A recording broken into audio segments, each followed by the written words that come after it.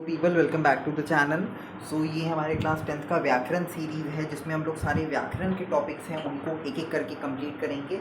और ये revision booster type है जिससे आप अपने जो प्री बोर्ड्स आने वाले प्री बोर्ड्स के लिए आप एक तरीके से रिवाइज़ कर सकें। आपके पास कोई अगर किताब हो आप उसकी मदद से रिवाइज़ करना है, साथ साथ अगर आपने वीडियो ऑन कर लिया है तो बहुत बेहतरीन है। इसके साथ आपका रिवीजन हो जाएगा और आपकी ग्रास्पिंग पावर बढ़ जाएगी कि आपको एक तरीके से सब याद हो जा रहा है। इस वीडियो में हम लोग वाक्य भेद वाला पार्ट 1 करेंगे और पार्ट 2 एक में छोटा सा लाऊंगा जिसमें हम लोग उपवाक्य के जो 3 भेद हैं, संज्ञा उपवाक्य, विशेषण उपवाक्य और क्रिया विशेषण उपवाक्य, उसको क्लियर कर दूंगा क्योंकि एक वीडियो में ज़्यादा पड़ जाएगा। तो एक वीडियो वाक्य भेद हो गया और एक वीडियो में उपवाक्य कर दूंगा जिसमें और क्लियर करके उपवाक्य के ऊपर हम लोग ध्यान देंगे। तो आइए शुरू करते हैं वाक्य भेद। आप लोगों ने क्लास 9th में अर्थ के आधार पर वाक्य भेद ज़रूर पढ़ा होगा। अर्थ के आधार पर वाक्य भेद में क्या था? इच्छावाचक, विधानवाचक, संकेतवाचक, आज्ञावाचक, ये तरीके के साधारण वाक्य थे।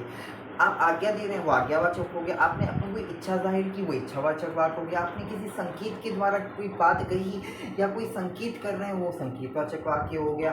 तो वो था आपका क्लास 9th का अर्थ के आधार पर वाक्य भेद। अब क्लास 10th में आप क्या पढ़ेंगे? आप पढ़ेंगे रचना के आधार पर वाक्य भेद। आपका लेवल बढ़ता है तो आप अब पढ़ेंगे रचना के आधार पर वाक्य भेद। तो वही है रचना के आधार पर वाक्य भेद जिसको हम लोग इसमें करेंगे।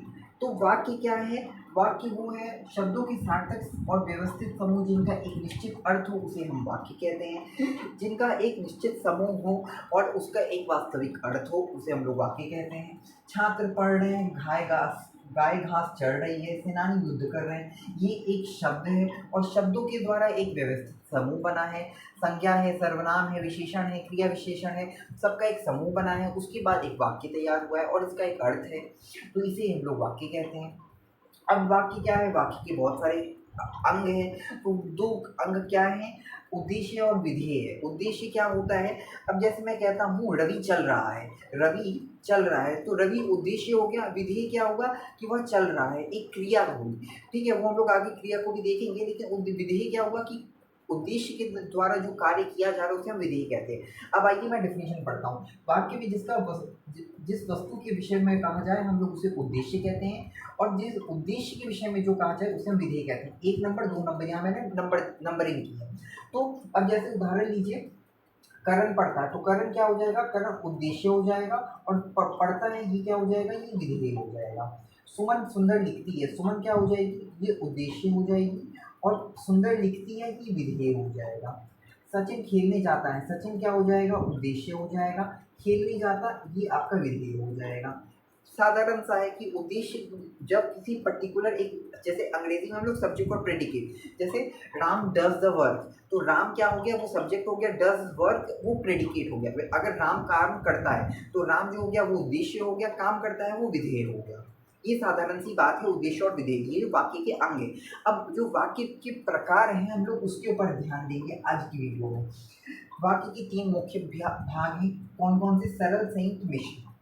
अब सरल वाक्य को हम लोग साधारण वाक्य भी कहते हैं। आप कंफ्यूज ना हो जाइएगा क्योंकि बोर्ड में प्रश्नों को इधर उधर किया जाता है जिससे अर्थ अलग हो या घुमाने के लिए मोस्टली किया जाता है। ठीक है, तो सरल और साधारण वाक्य क्या है? जहाँ एक ही उद्देश्य हो, एक ही विधेय हो और एक ही समापिका क्रिया हो, वहाँ हम लोग उसको वहाँ सरल वाक्य होता है। सरल वाक्य रवि कार्य करता है, वहाँ एक उद्देश्य है, एक विधेय है और रवि कार्य करता है, तो वो जो करता है वो क्रिया हो गई, उसी को हम लोग समापिका क्रिया कहते हैं। जो अंत कर रहा है उसको हम लोग समापिका क्रिया कहते हैं। जैसे यही सरल वाक्य है, जैसे जो मैंने आपको समझाया, माँ हो गई उद्देश्य, खाना बनाया ये आपका क्रिया हो गई, ये आपकी समापिका क्रिया। मैंने गृह कार्य किया, मैंने उद्देश्य हो गया, गृह कार्य किया, ये आपका समापिका क्रिया हो गई। सुनैना ने कार्य नहीं किया, सुनैना उद्देश्य होगी, कार्य नहीं किया, नहीं किया जो है वो आपका समापिका क्रिया हो गई। ड्राइवर बेचैन हो रहा है, बेचैन हो रहा, ये आपका समापिका क्रिया हो गई।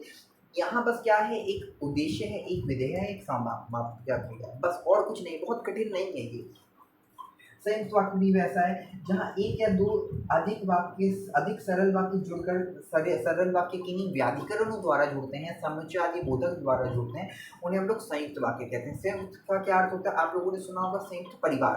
तो संयुक्त परिवार यानी बहुत सारे दो परिवारों का समूह है, वो जुड़ रहा है, वो बड़ा फैमिली बन जा रहा है। 6 परिवारों का समूह इधर है, 6 परिवारों का समूह इधर है, वो दोनों को मिला के क्या बन रहा है, 12 मेंबर्स का एक परिवार बन रहा है। तो उसी प्रकार क्या है, जब दो सरल वाक्य हों, वो किसी व्याधिकरण द्वारा जुड़े यानी कंजंक्शन द्वारा जुड़े, उन्हें हम लोग संयुक्त वाक्य कहते हैं। जैसे दिल्ली चलो और मुझे खून दो, और जो है आपको वो व्याधिकरण है। व्याधिकरण यानी दो सरल वाक्यों को जोड़ने का काम कर रहा है, वही हम लोग संयुक्त वाक्य कहते हैं। अब आप संयुक्त वाक्य कैसे पहचानिएगा, संयुक्त वाक्य पहचानने के लिए कुछ समुच्चयादि बोधक हैं जो आपको रट जाना है, याद कर जाना है, क्योंकि उसके द्वारा ही आप वाक्य को पहचान पाएंगे। और वाक्य में जब परिवर्तन करना हो, सरल से संयुक्त करना हो, मिश्र से संयुक्त करना हो, मिश्र से सरल करना हो, तो आपके लिए व्याधिकरण बहुत आवश्यक है, आपको व्याधिकरण याद करना पड़ेगा।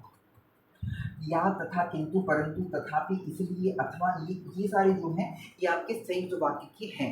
तो डिस्क्रिप्शन में मैंने एक नोट्स पेस्ट किया, आप उसे ज़रूर लीजिएगा, जिससे आपको जो आपके पास अगर कोई बुक हो या स्टडी मटेरियल हो, उसमें भी आप लोगों ने लिखा ही होगा नीचे, क्योंकि ये याद रहेगा तभी आप क्वेश्चन सॉल्व कर पाइएगा, परिवर्तन कर पाइएगा। क्योंकि अब MCQ पेपर तो आने वाला है नहीं, तो उस हिसाब से आपको ये याद रखना होगा, तभी आप परिवर्तन कर लिख पाइएगा पेपर में।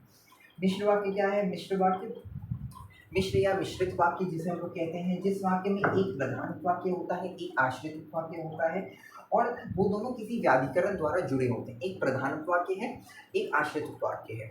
प्रधान यानी वो मेन सेंटेंस है, मुख्य वाक्य है, और उसके नीचे गौण या आश्रित वाक्य है जो उसके ऊपर डिपेंडेंट है। एक इंडिपेंडेंट सेंटेंस है, एक डिपेंडेंट सेंटेंस है, मैंने इंग्लिश में लिखा, ठीक है। अब एक प्रधान है और एक आश्रित है। उदाहरण देखिए, उदाहरण जैसे आपको मिल जाए, अध्यापक ने कहा कि कल विद्यालय बंद रहेगा। अध्यापक ने कहा कि आपका मुख्य उपवाक्य है, और कल विद्यालय बंद रहेगा, ये आश्रित उपवाक्य है। और इसे कौन जोड़ रहा है, इसे एक व्याधिकरण जोड़ रहा है जिसका नाम है की के द्वारा दो, एक मुख्य उपवाक्य, एक आश्रित उपवाक्य जो जुड़ रहे हैं।